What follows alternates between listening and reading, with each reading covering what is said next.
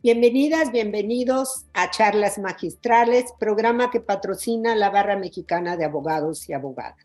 No se olviden suscribirse al canal y por favor síganos a través de sus redes sociales. En esta ocasión tendremos la posibilidad de platicar con la doctora Ruth Zabaleta, una destacada política mexicana y abogada, profesora de la Universidad Nacional Autónoma de México, que fue incluso presidenta de la Cámara de Diputados, delegada y con una trayectoria muy importante sobre los peligros que enfrenta la democracia mexicana a través de las reformas presentadas tanto a la Constitución como a las leyes secundarias. Síganos en su canal de Charlas Magistrales, Barra Mexicana, Colegio de Abogadas y Abogados.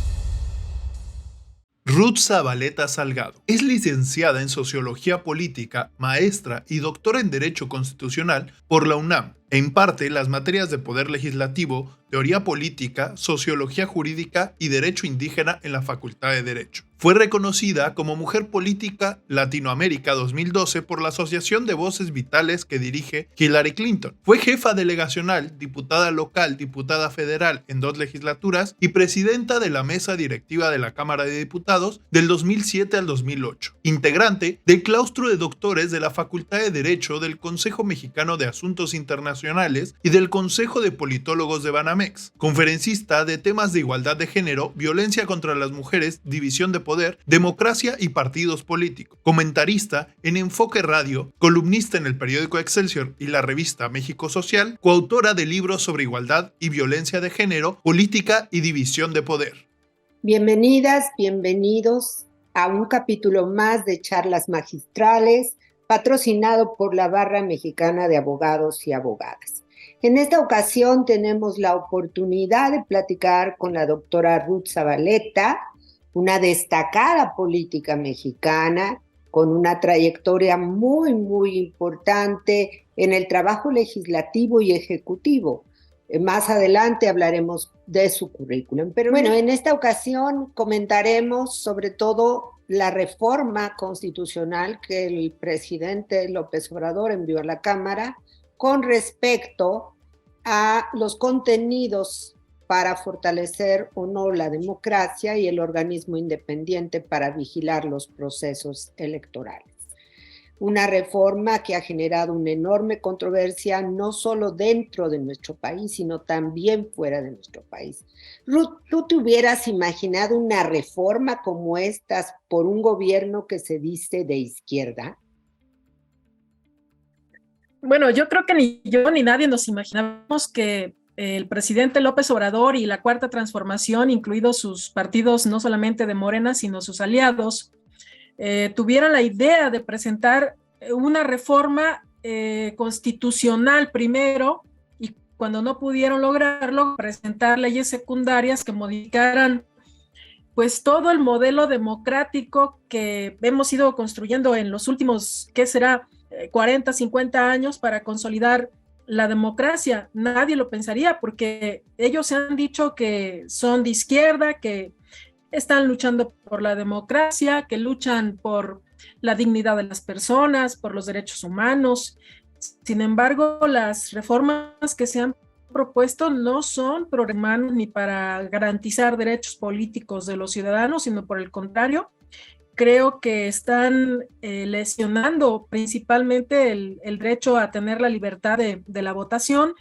Y no estoy hablando de los programas sociales, Pati, que tú sabes muy bien que eso limita la posibilidad de la libertad de los ciudadanos cuando pues reciben prebendas, como lo luchamos durante muchísimos años que no lo hiciera el PRI, que tenían sus programas titulares, corporativos y que había pues un gran problema porque cada vez que salíamos a contender electoralmente, pues obviamente esto pesaba mucho, o sea, el corporativismo por parte del PRI con sus diferentes sectores y posteriormente con sus programas de Sedesol, con sus programas contra la pobreza. Y ahora, pues no solamente estamos viendo que se repiten esos programas, sino se han multiplicado los recursos para que se pueda tener ese control. Entonces ahí estamos perdiendo una parte de la libertad, pero no bastó con eso, sino pues se modifica todo lo que tiene que ver con las facultades, con las atribuciones del órgano autónomo.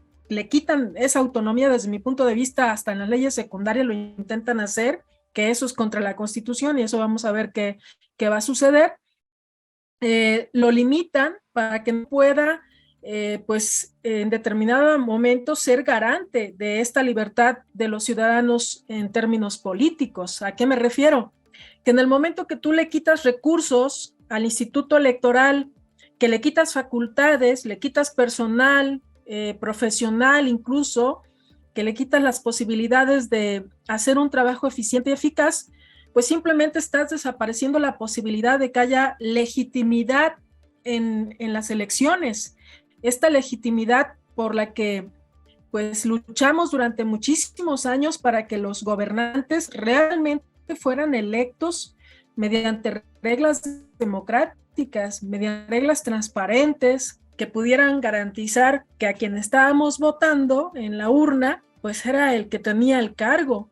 Y con estos cambios tan dramáticos que están haciendo a varias leyes electorales, pero sobre todo a la Ley General de Instituciones y Procedimientos Electorales, pues estás desapareciendo, qué sé yo, en cuántos días duraron en imponerse, menos de un mes, estos diputados y senadores para cambiar, transformar más de 500 artículos de diferentes leyes secundarias que están lesionando el modelo democrático que hemos estado construyendo, insisto, en estas 5 o 6 décadas, porque apenas recordemos que nuestra democracia comenzó a fortalecerse a partir de los cambios que se realizaron en los años 70, después de pues, una lucha que costó vida, que costó sangre para muchas personas que lucharon por la democracia en este país, Pati.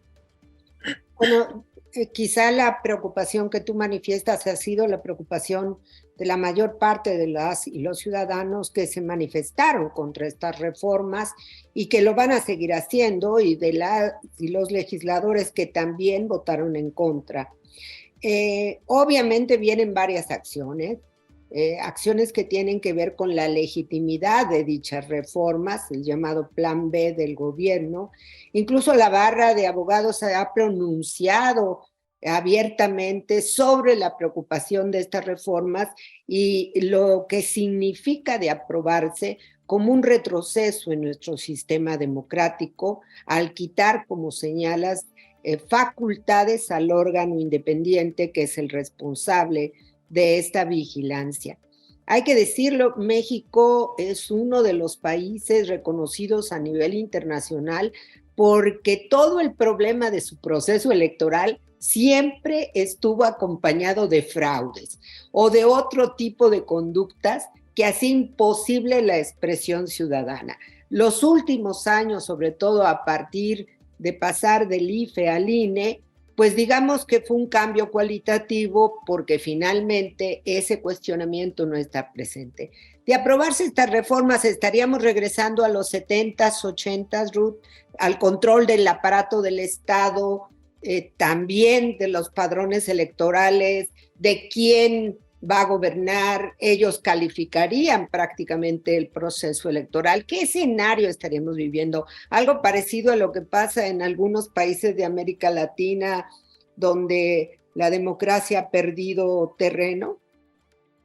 Pues yo creo que sí, Pati, creo que los riesgos son muy altos de que se repitan escenarios como el que está viviendo Brasil en este momento, el que está el que está viviendo incluso en este mismo momento Perú. O sea, a mí me parece muy importante que estos órganos, estas organizaciones como las que tú representas, en las que tú estás mencionando que hicieron un análisis para presentar pues recursos de inconstitucionalidad y el propio órgano electoral, controversias constitucionales para pues no permitir que avancen los cambios legales, son fundamentales, porque yo me pongo a pensar que cuando hacías la pregunta que los años 70, 60, 50 había un control férreo, totalitario del presidente de la República y hacía una repartición del pastel político, si lo queremos decir así, de los cargos,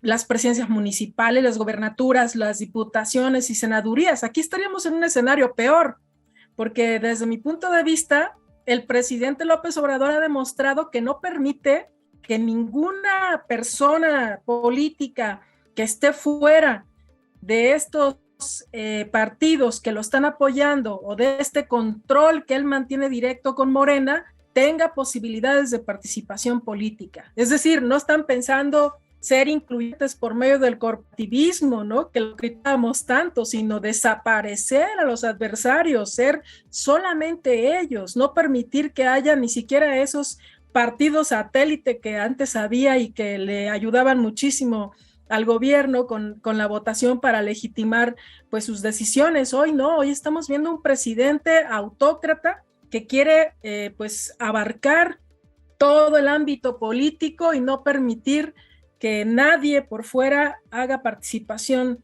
que se le oponga o participación que le pueda cuestionar, que sea opositora, que le pueda cuestionar sus decisiones de políticas públicas o programas, ¿no? Creo que estaríamos en ese caso, en conclusión, en un escenario peor, porque además la democracia en el ámbito local desafortunadamente no ha caminado al parejo de la democracia a nivel federal. Entonces ahí el tránsito de fortalecer el modelo democrático que teníamos o que tenemos todavía, que estamos gozando a nivel federal, todavía no lograba consolidarse en el ámbito local, y este retroceso pues va a venir a tener un mayor control de los cacicazgos que durante muchísimos años pues hemos pugnado porque desaparezcan, para que haya verdaderamente un fortalecimiento de este régimen político democrático que requiere pues para que salgamos de la pobreza, salgamos de la violencia, veamos la violencia tan terrible que estamos viviendo. Y peor también, Pati, ahí sumo un elemento que es el del crimen organizado. O sea, si antes había un control total del presidente de la República y de estos actores que estaban a su alrededor para la operación política, pues hoy no lo hay totalmente. Lo que vemos es una intervención del crimen organizado para imponer sus condiciones, para imponer su control en determinados territorios. Hemos visto, por ejemplo, me tocó la experiencia en Tierra Caliente, en el estado de Guerrero, donde había candidatos a presidentes municipales que no tenían competidor. Es decir, ahí el crimen organizado dijo estos y estos y estos son los candidatos a presidentes municipales y nadie les compite. Entonces, estos señores, señoras ganaron las presidencias municipales y hoy estamos viendo las consecuencias, la represión tan fuerte contra los periodistas, contra los mismos presidentes municipales que fueron electos. Recordemos este terrible evento de 20 personas asesinadas, un presidente municipal en esa zona pegado a Tierra Caliente, y lo que sigue, o sea, lo que está siguiendo ahorita, los 3 periodistas desaparecidos al fin de año y que todavía no aparecen, y otras cosas que todavía no nos estamos enterando porque los medios de comunicación pues están siendo reprimidos por este control que tiene este actor que decía Norberto Bobbio, que era el poder invisible, que en nuestro país pues es muy, muy visible.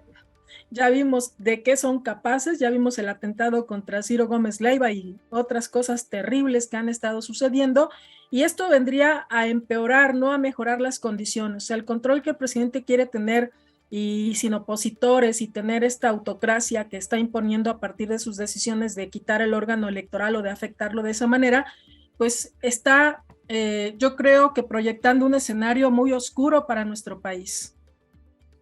Pues estaríamos entonces hablando, porque hay que decir que la Constitución se está vulnerando con estas reformas, el llamado Plan B. Si la Suprema Corte no las declara inconstitucionales, pues estaríamos hablando también de que el Estado de Derecho, que ya de por sí está en peligro, pues estaría mucho más vulnerado. ¿Qué estamos hablando?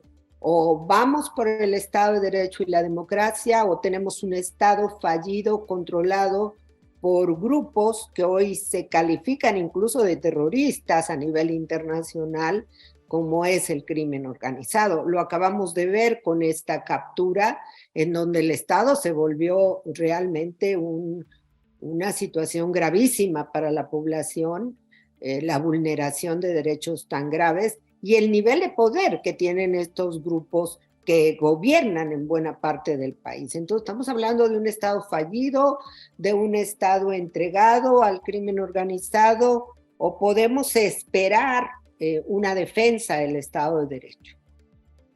Yo creo que estamos hablando de la posibilidad de tener en varios territorios gobiernos electos que no son legítimos. O sea, estos gobiernos que emanan precisamente la voluntad del control de estos grupos y con un instituto electoral que no va a poder pues ejercer ninguna presión en contra de ellos, que no va a poder operar porque le recortaron presupuesto, le quitaron personal profesional, están pues incluyendo en las ternas, por ejemplo, ahora que va a haber cambio de consejeros electorales, incluyendo en las ternas de quienes califican a estos consejeros electorales, personas que son incondicionales del presidente de la República y que no te garantizan en ese aspecto pues un proceso limpio para elegir a estos consejeros y por ende no vas a tener un órgano electoral independiente y autónomo, sino vas a tener un órgano que va a estar sometido, que va a estar a disposición de lo que el presidente de la República esté requiriendo. Y en ese aspecto, pues, no sé si tendrá el poder suficiente el presidente de la República, los gobernadores y los presidentes municipales de Morena, controlar a quiénes son los que van a ser los próximos gobernantes de este país en los diferentes niveles y con eso se pueda garantizar el Estado de Derecho. Pati, yo creo que no hay garantía de eso. Ya sabemos cómo se imponen estos grupos criminales en varios lugares.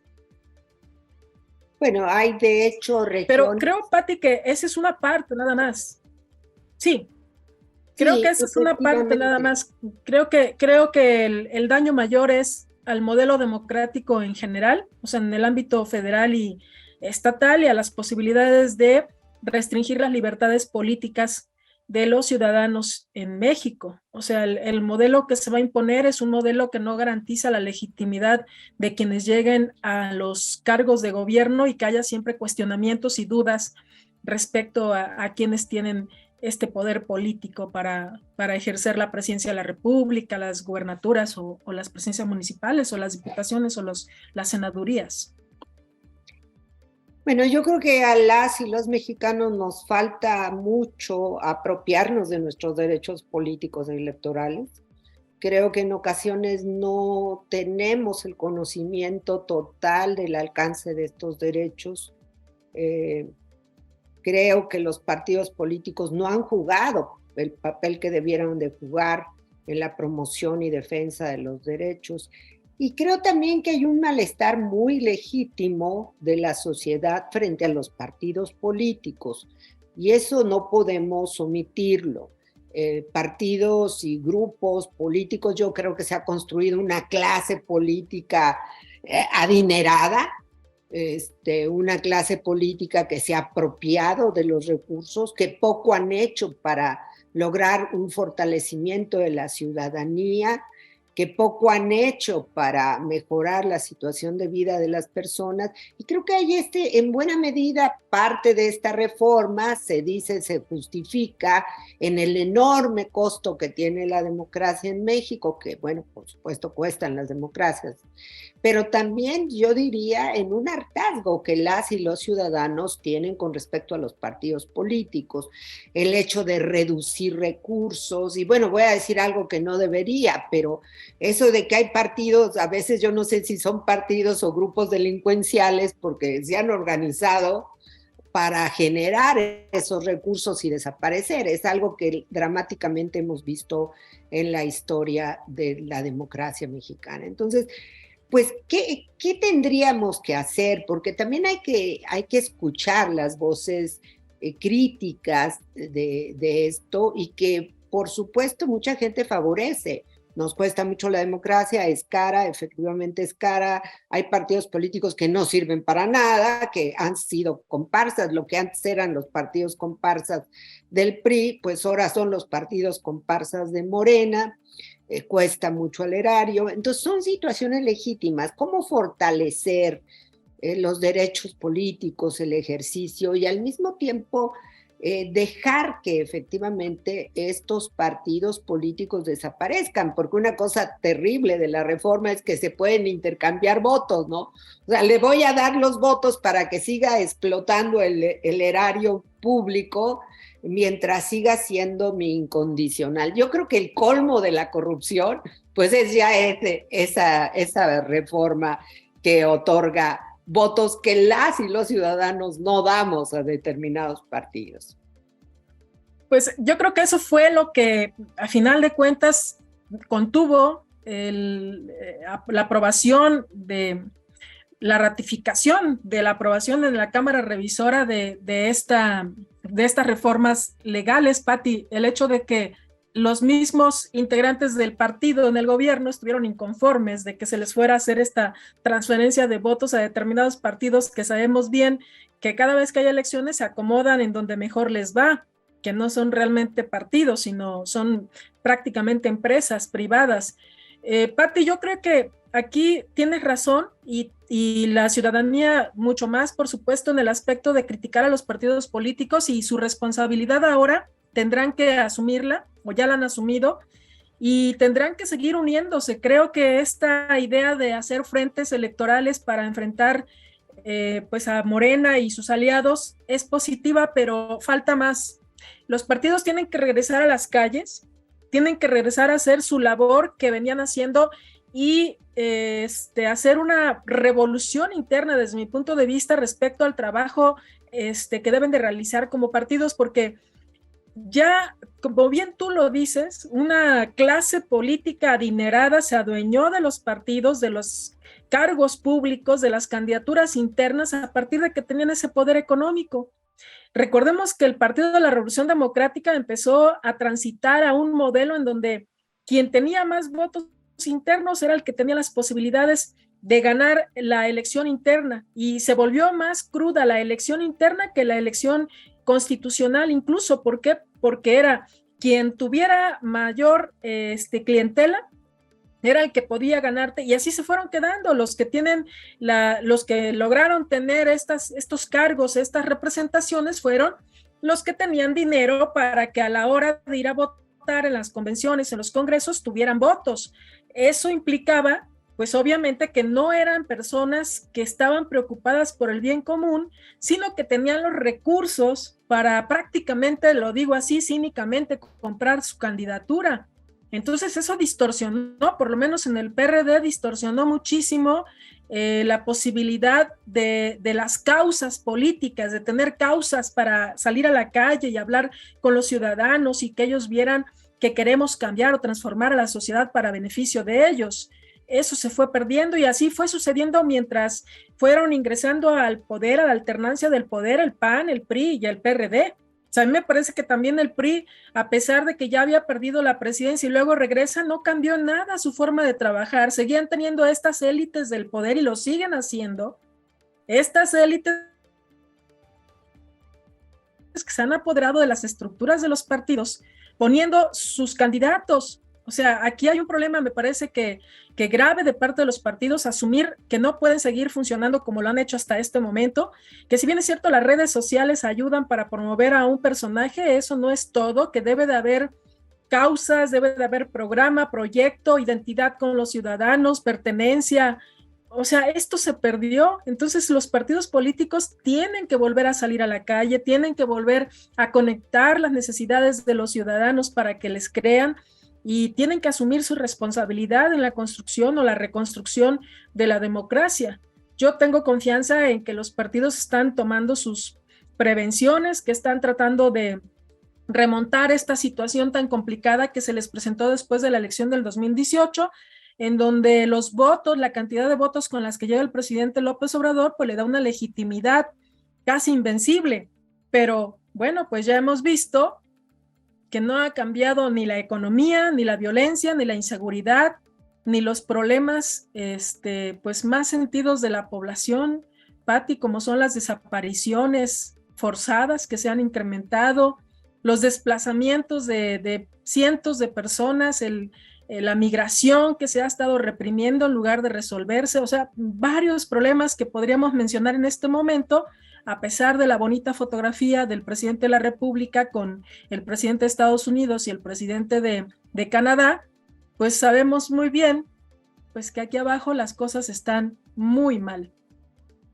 Bueno, yo creo que efectivamente, tal vez yo he hablado que tenemos que ciudadanizar la política.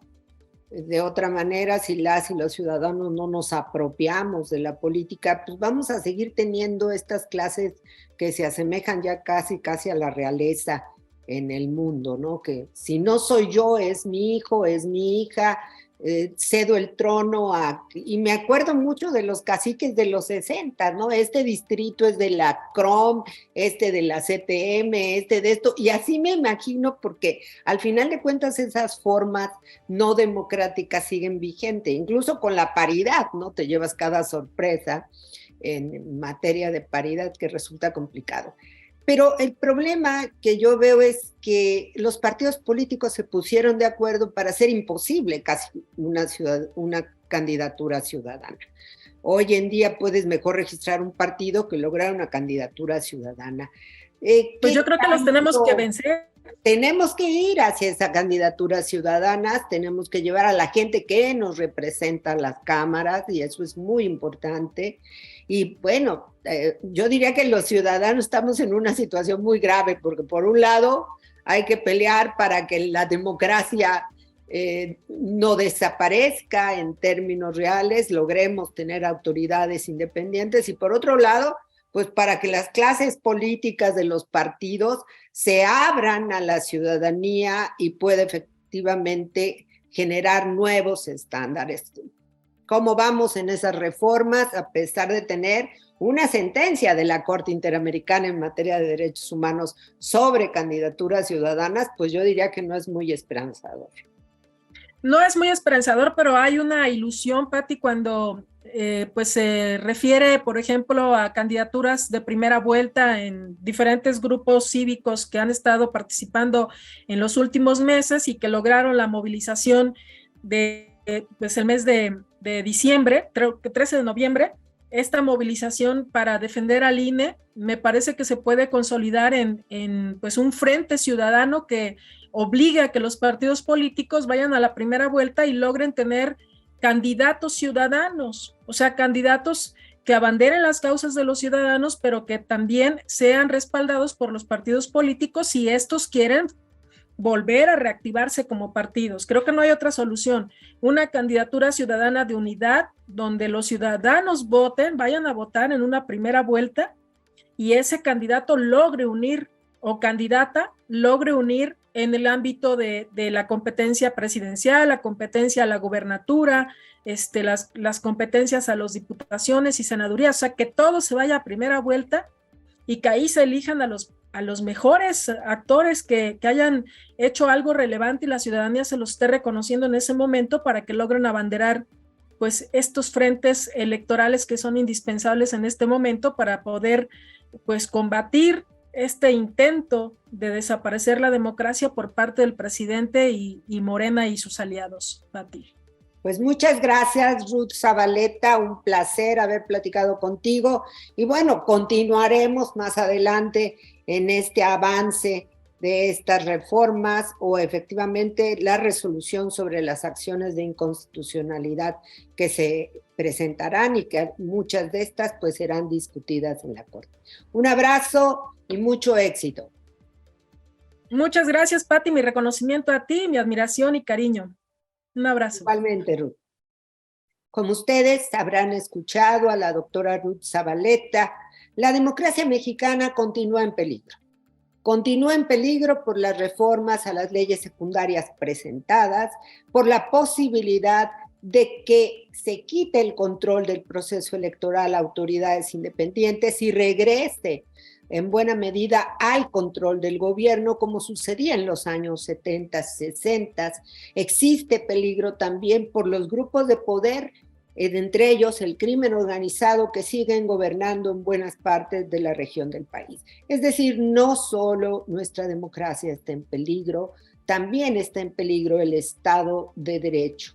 Hoy más que nunca las y los ciudadanos, pero sobre todo los profesionales del derecho, debemos defender con la ley en la mano esta posibilidad e impedir que nuestra Constitución sea vulnerada por estas reformas.